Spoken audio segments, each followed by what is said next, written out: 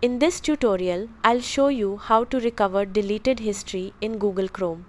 If you've accidentally cleared your browsing history, you may still be able to recover it using your Google account activity. First, open Google Chrome and go to myactivity.google.com.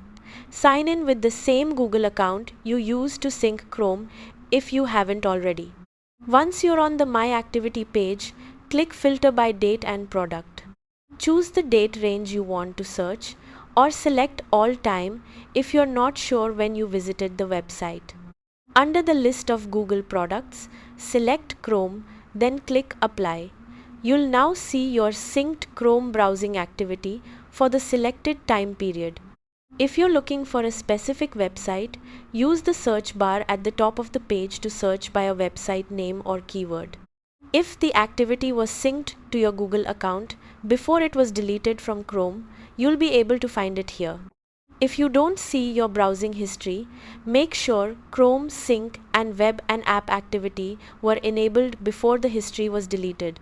If syncing was turned off, deleted browsing history usually cannot be recovered through Google. That's how to recover deleted history in Google Chrome. Thanks for watching.